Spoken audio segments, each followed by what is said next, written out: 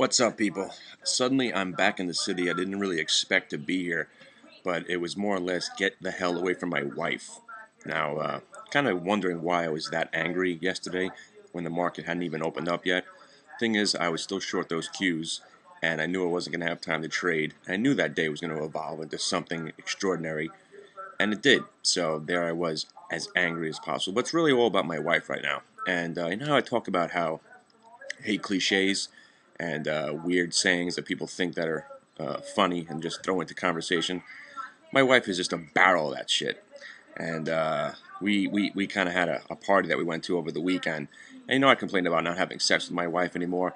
And you know, sometimes people say that maybe I make some stuff up for the show, but no, it's pretty much true. You know, when I got married, it was for a few reasons. You know, I love my wife and all that stuff, but more or less it was cheaper than rehab. I figured my wife, she was, you know, a real stickler with that kind of stuff, and I figured either I was checking into rehab or seeking some medical help or get married. I knew she would set me straight, and that's how it worked out. And I had to sacrifice some stuff for that, like you know, our prolific sex life was one thing that went down. And I heard rumors. I heard rumors that oral sex ended at marriage, and I like to tell you right now, it's not a rumor. It's a fact. It's true. I'm making testimonial right now. So if you're into oral sex, please, whatever you do, don't get married. But yeah, my wife, so every once in a while, I just, you know, if we're drunk at a party, that's all I'll be talking about is how, you know, it just doesn't go on for my wife and I. And she's a very good-looking woman, and I'm a sexual deviant. So the combination there is, you know, it's pretty difficult for me to suppress the feelings that I have, especially because I enjoy looking at my wife, and I'm a guy.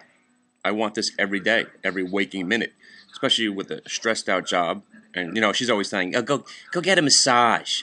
Go relax, honey. The massage that I want to get at this point is something illegal, and I know because if you know what a rub and tug is, this is a service where you can get a massage and you could, you know, get a happy ending at the end, and that's something, you know, she gives you a little rub, and at the end, it's a little tug, if you know what I mean. If you don't know what I mean at this point, then try to figure it out. Take a step back. And I tell my wife, it's really not cheating, honey. If I go to a masseuse, and at the end, she takes care of me, it's not really cheating, it's a service. We just want to buy into that philosophy, okay? But I think she really should. It's a service, honey. There's no emotions involved. It's not like I'm having an affair. It's a service. Because the thing about massages, I think I might have mentioned this to you before, when I go to a real masseuse, I'm very on edge. It's not a very relaxing environment for me. Because the whole time I'm thinking, all right, don't get hard, don't fart. Don't get hard, don't fart. So if I know there's something going to happen at the end, and I know this naughty girl is giving me a massage, I don't care if I blow wind in her face, and if I get hard, that's part of the service. So it's a good thing. But no, it's not working out.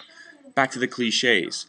So I'm there drunk at this party, and you know, I'll be raging on and on. I'll be going up to her while she's with her friends, and I'll be with my friends, walk up to her, I'm a little drunk, and I start saying stuff. And she turns to her friends, oh, he's in rare form.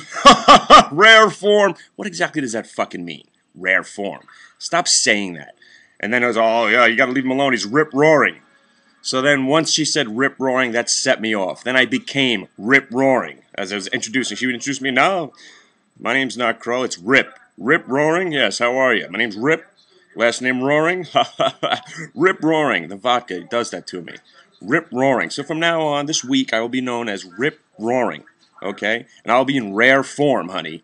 Rare form. So I know my wife doesn't even hardly watch this show, and probably going to get some emails from her cousin and the other few people that do watch my show that are friends with my wife. But this is all true. Okay? So, you want to know sometimes where I'm in a bad mood? And it's not always stock related. It's wife related. It's marriage related. And also, I haven't slept yet because my kid, for some reason, he was having nightmares yesterday. I can't sleep. I'm having nightmares. So I had a nightmare yesterday. It was a nightmare of somebody poking me every hour. Can I come into your bed? That was my nightmare. Oh, but then again, it was reality.